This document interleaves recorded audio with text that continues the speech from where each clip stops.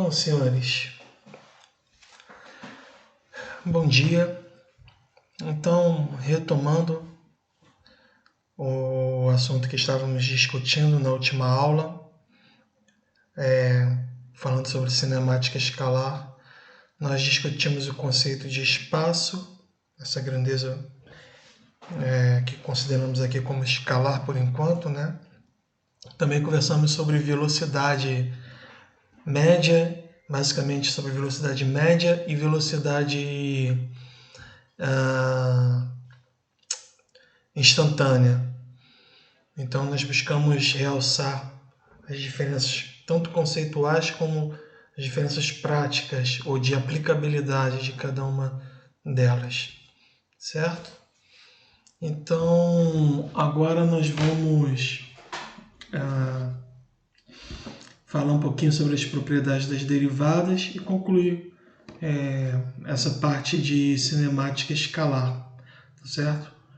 Com a introdução da grandeza aceleração, ok? Bom, então aqui vocês podem observar algumas propriedades das derivadas, né? Eu estou imaginando que vocês já devam ter tido contato com essa parte, certo? Em cálculo, mas caso vocês ainda não tenham visto de fato, é sempre bom me deixar saber isso para a gente, de alguma forma, tentar contornar isso, tá legal? Bom, mas em princípio,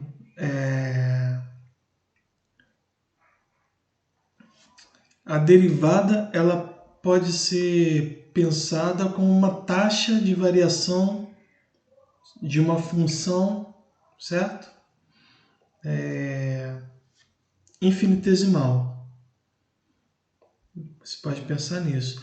Então, sempre que você tem uma função, você às vezes você olha a função, mas você quer saber como essa função está variando, né? Se ela está tendo um viés de alta ou um viés de baixa.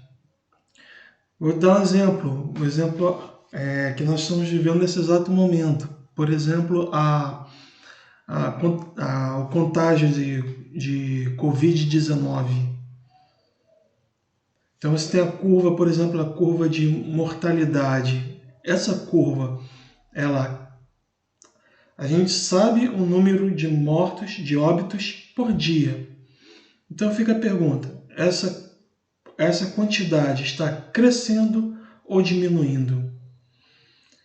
A função matemática que é capaz de me dar essa resposta é exatamente a derivada. Se a derivada ascende, significa que a determinada função está tendo um comportamento de crescer. Se a derivada cai, é descendente, essa função que eu estou analisando está tendo um viés de queda. Ok? Então, basicamente, é essa a ideia da derivada. É me dar taxa de variação da minha função, do ponto de vista infinitesimal. Então, bom, se uma função é constante, como nesse caso aqui, né, uma função x de t igual a 10, é uma função constante. Né? Por quê?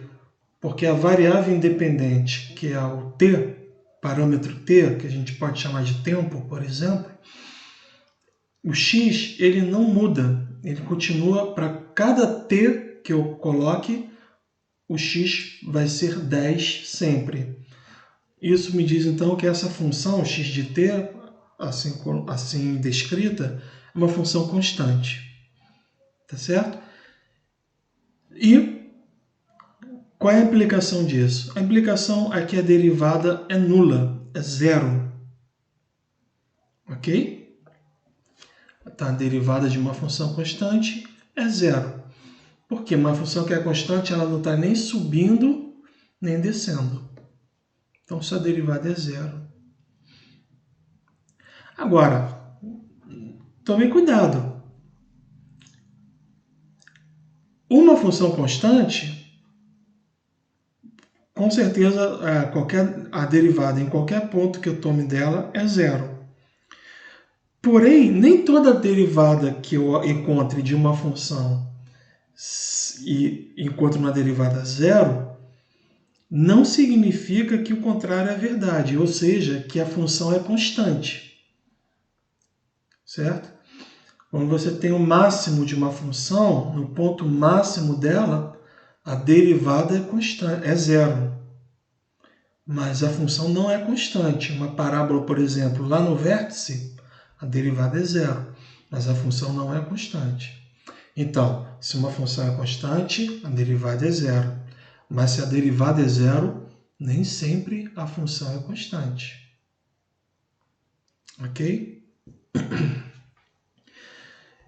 Bom, se eu tenho uma função linear, por exemplo, x de t igual a t, a derivada dessa função vai ser 1. Então aqui eu demonstro, a gente vai ver uma regrinha para as derivadas, uma regrinha geral, mas aqui sem usar essa regrinha, a gente demonstra para esse caso particular que realmente é 1, né? Então, ó, pela definição da derivada, que é o quê? É a diferença da função dividido pela diferença da variável independente, né? Pela variação da variável independente. Quando eu faço essa razão, como x de t1, né? Como x de t é igual a t, então x de t1 vai ser t1. E como x de t é igual a t, x de t0 vai ser 0, t0. Então, substituindo aqui, eu vou ter t1 menos t0 dividido por t1 menos t0. Um número dividido por ele mesmo, não importa quão pequeno ele seja, mas o número dividido por ele vai ser sempre 1. Certo? Então, ó, corta aqui, vai dar 1. Agora, de uma forma geral, se eu tenho uma função polinomial, por exemplo, uma função t elevado a n, então a derivada dessa função é simples. Basta você cair o número n do expoente da variável independente, nesse caso, no caso desse exemplo que eu estou dando é o t, basta você cair, descer esse expoente e subtrair uma unidade do expoente. Então, por exemplo, x de t igual a t ao quadrado. Eu vou cair o 2 e vou subtrair 1 do 2. Então, vai ficar 2t elevado a 2 menos 1, que é 1, ou seja, 2t. Então, aqui eu demonstro isso matematicamente, de uma forma explícita, né? Pela definição da própria derivada. Ó, e fica assim. Se fosse t ao cubo, aí cairia o 3 aqui e ficaria 3t elevado a 3 menos 1, que é 2. Ou seja, 3t ao quadrado. E daí por diante. Ok? Então, essa é uma regra geral para derivadas de funções polinomiais. Do tipo t elevado a n. Uma outra propriedade da derivada é que a derivada da soma é igual à soma das derivadas. O que isso significa? Que se eu tiver uma função que seja igual à soma de vários termos, eu posso pensar em cada termo como sendo um termo independente, sendo somado. E ao calcular a derivada, eu posso somar as derivadas, ou seja, calcular a derivada de um dos termos individualmente, do outro, e somar. Então, olha esse exemplo. Aqui eu tenho t ao cubo mais t ao quadrado mais t mais 9. Então, pela nossa regrinha lá do t elevado a n, vai cair o 3. Então, vai ficar 3t ao quadrado. Vai cair o 2 aqui, vai ficar mais 2t. E aqui vai cair o 1, e vai ficar t elevado a 1 menos 1, que é t elevado a 0, que é 1. e a derivada da constante é zero. Então, todos os exemplos que a gente viu anteriormente estão todos compilados aí ou resumidos nesse exemplo aqui. Então, a derivada de uma soma é a soma das derivadas. Certo? Se eu tiver uma constante a multiplicando o meu t elevado a n, certo? A uma constante, então você vai simplesmente pegar aquele t elevado a n, vai fazer a regrinha que nós aprendemos com ele, e na frente você vai multiplicar por essa constante a. Certo? Então, nesse caso aqui, por exemplo, se eu quiser derivar 9t ao cubo, então eu desço 3, vai ficar 3t ao quadrado. Só que como eu tenho 9 aqui, uma constante multiplicando, então eu vou multiplicar esse 3 por esse 9 e vai ficar 27t ao quadrado. Da mesma forma aqui embaixo. Ok?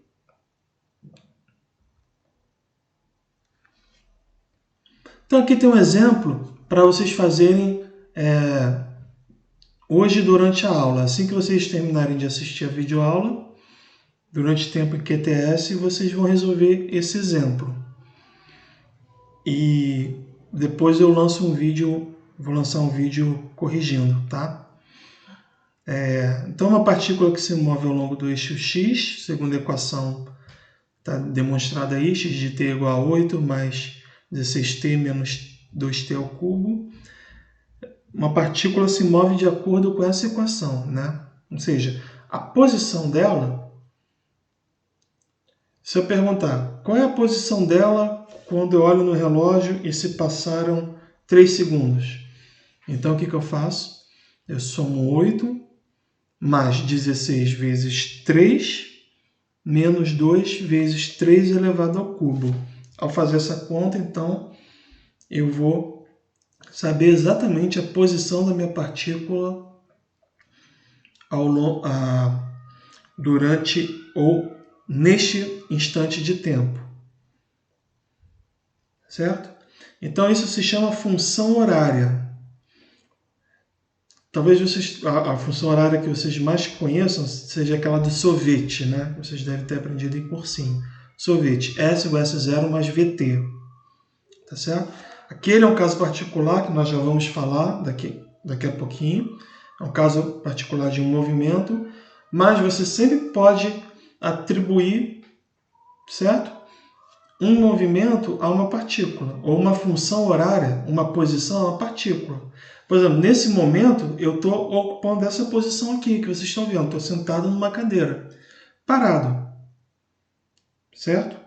Então, por exemplo, nesse caso, se eu tivesse a 8 metros de distância de algum referencial, minha posição seria x de t igual a 8. Por quê? Porque eu estou parado e a minha posição não muda. Agora, quando eu coloco a variável t aqui, significa que o tempo está sempre mudando, né? Logo, de cara, você já pode perceber que essa partícula está se movimentando. Por quê? Quando o tempo t é igual a 1, ela está numa posição. 8 mais 16 vezes 1, menos 2 vezes 1 ao cubo.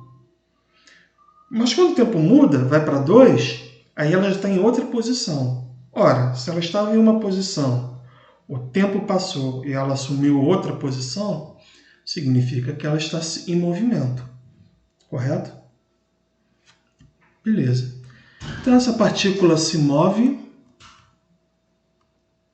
Vamos usar. Bom, então escreva a posição da partícula no instante t igual a 2, ok? E sua velocidade em qualquer instante, especificamente no instante t igual a 2, certo? Então, vocês vão olhar a definição da velocidade instantânea, vão olhar as regras de derivada e, a partir daí, vocês vão obter a velocidade da partícula em qualquer instante. Ok? Bom, então vou falar agora sobre a aceleração da partícula. A terceira e última grandeza escalar que diz respeito à cinemática. Assim como a velocidade, ela mede, vamos colocar dessa forma, a velocidade ela mede o movimento, correto? A velocidade mede o movimento. Por quê? O movimento nada mais é do que o deslocamento ao longo de um tempo. Então, a velocidade, que é o deslocamento sobre o tempo, mede o movimento. A aceleração, ela mede a variação desse movimento. Ora, se eu associo a velocidade ao movimento, então eu posso associar a variação do movimento à variação da velocidade. Quem mede isso, ou a grandeza que me dá essa informação, é a aceleração. E da mesma forma que a velocidade, que existe a velocidade média e a velocidade instantânea, nós temos a aceleração escalar média e a aceleração escalar instantânea, de uma forma muito análoga a como é definida a velocidade, certo? Então, podemos dizer que a aceleração ela fornece informação sobre a mudança, a variação do movimento, certo? Um exemplo seria, por exemplo, você está no comando de um navio e você quer atracar o navio, certo? Você concorda comigo que o navio está vindo com uma certa velocidade, alguns nós aí de velocidade, mas para ele se atracar, para ele ancorar em algum lugar, ele precisa variar a velocidade dele, a velocidade que ele tinha até 0, por exemplo. Então a grandeza que me diz em quanto tempo ele leva para o que está relacionado a isso, quanto tempo ele leva para sair da velocidade que ele tinha e poder atingir o repouso e ser ancorado, é a aceleração. Tá certo? Bom,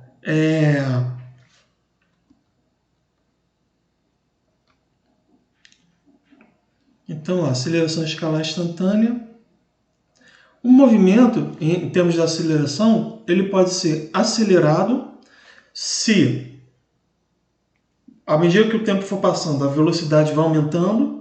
Então, você saiu de um porto, está lá o navio abastecido com a carga, e ele vai sair do porto. Então, ele estava no repouso e passa a se locomover. Então, o movimento dele é acelerado. Mas o movimento pode ser retardado. Se a variação da velocidade, em outras palavras, a aceleração, ela for negativa, for menor do que 0. O que isso significa? Significa que o navio está parando. Ele vai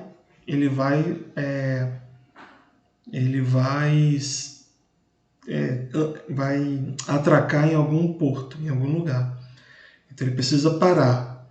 Então ele precisa passar a ter um movimento retardado para que isso ocorra. Então, aqui tem algumas situações nessa figurinha aqui. O movimento ele é dito progressivo e acelerado se a velocidade está ao longo do meu eixo e, além disso, ou seja, ao longo da minha referência, é positiva nessa referência, e a aceleração também é positiva. Ele pode ser retardado se o movimento é progressivo, ou seja, você tem o seu eixo para a direita, o móvel está indo para a direita também, a velocidade dele está voltada para a direita, só que ele está indo cada vez mais devagar. Eu vou mostrar uma animaçãozinha para vocês verem. E o contrário, é retrógrado, pode ser retrógrado e acelerado se ele está indo cada vez mais para a esquerda, ou contrário ao meu eixo de referência, e se acelerando cada vez mais.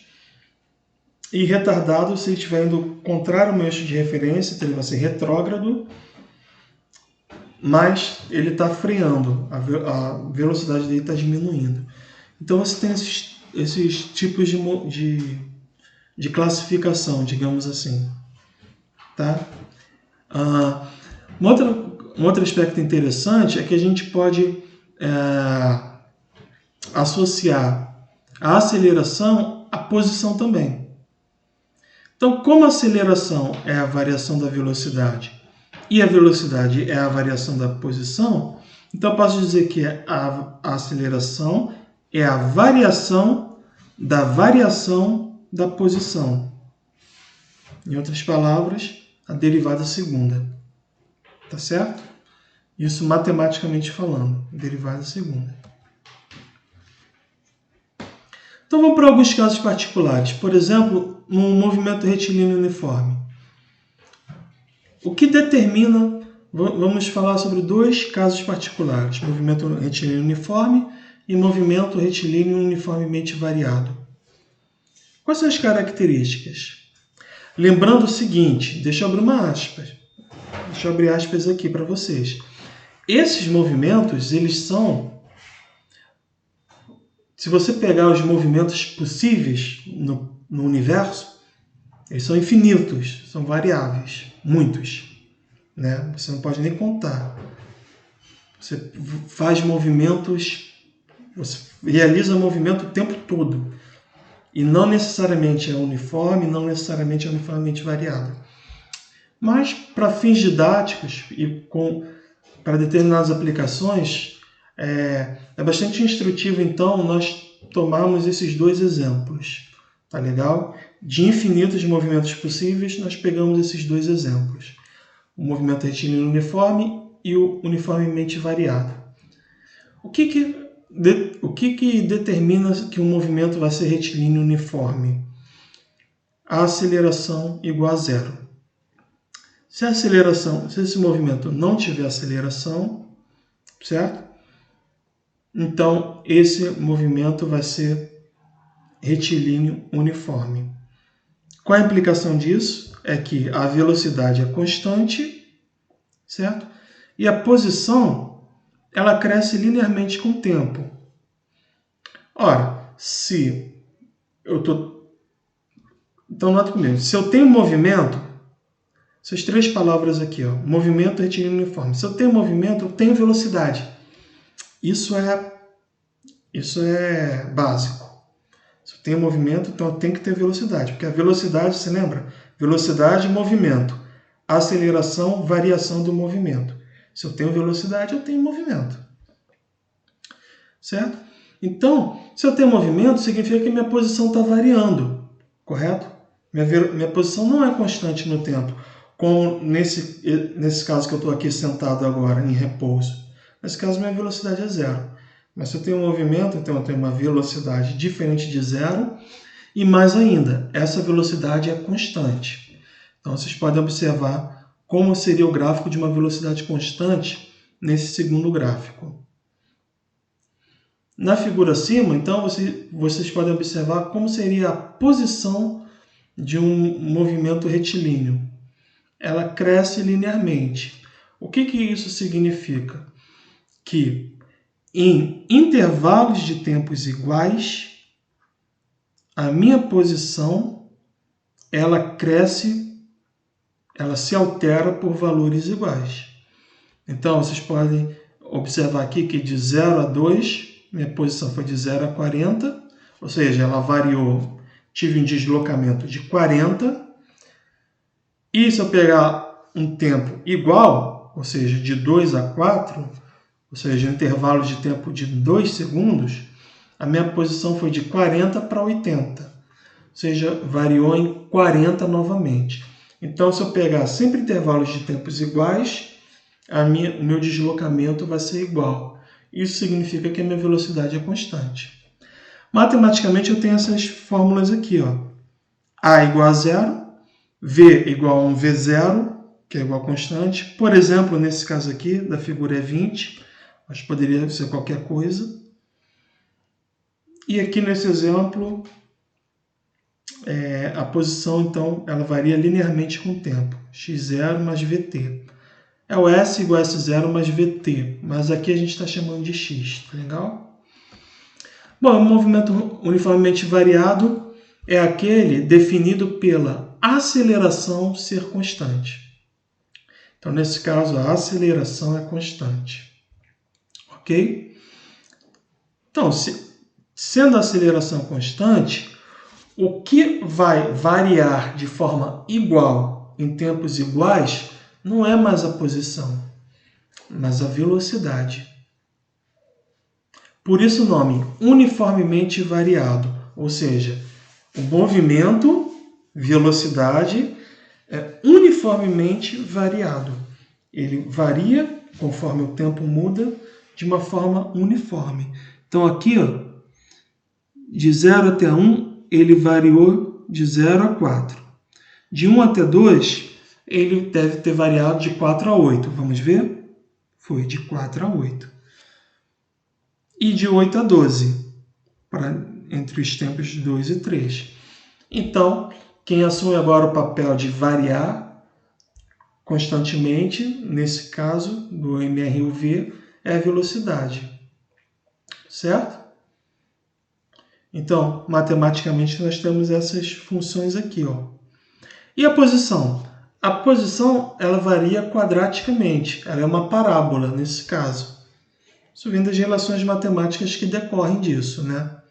Mas você vê que nesse caso aqui da aceleração positiva, para cada intervalo de tempo igual, a minha posição não varia mais de forma igual, mas ela varia cada vez com uma intensidade maior. Certo? Até aí tudo bem? Então, prosseguindo. Um exemplo, então, que eu dou para vocês é esse lançamento vertical. Então, esse é um exemplo de movimento retilíneo uniformemente variado. Certo? Então, eu tirei esse GIF aí do site GIFs de Física. Interessante vocês verem. Então, vamos lá. Ó, ele começa com Y. Você joga o objeto para cima, o Y sobe e desce.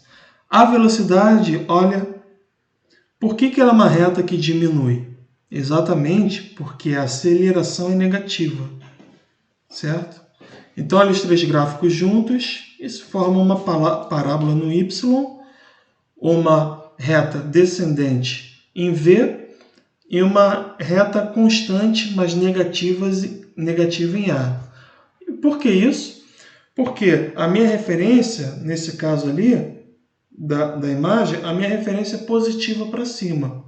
Se eu jogo um objeto para cima, vocês sabem que ele está sujeito a uma aceleração constante para baixo. Quanto vale essa aceleração? Vale menos g, que é a aceleração da gravidade. Então, aqui, renomeando, né, os meus termos, eu tenho ó, A igual a menos G, que calhou de eu observar aqui ó, agora, ó, certo? V igual a V menos GT, V0 menos GT, essa reta descendente, e essa parábola aqui com concavidade para baixo. Ok, senhores? Então, essa foi a segunda e última parte da aula de cinemática escalar. Tá certo? Tá legal? Na próxima aula, na semana que vem, nós entramos em cinemática vetorial. Vamos falar primeiro sobre vetores e depois cinemática vetorial. Tá certo? Então, espero vocês. estarei dentro do horário do QTS na plataforma Moodle, tirando dúvidas. Disponibilizei um chat e também um fórum com tópicos já aberto. Vocês podem postar quaisquer dúvidas que tenham, podem postar, escrever lá, que num tempo bastante curto eu vou responder. Ok, senhores? Então, por hoje é só. Até a próxima.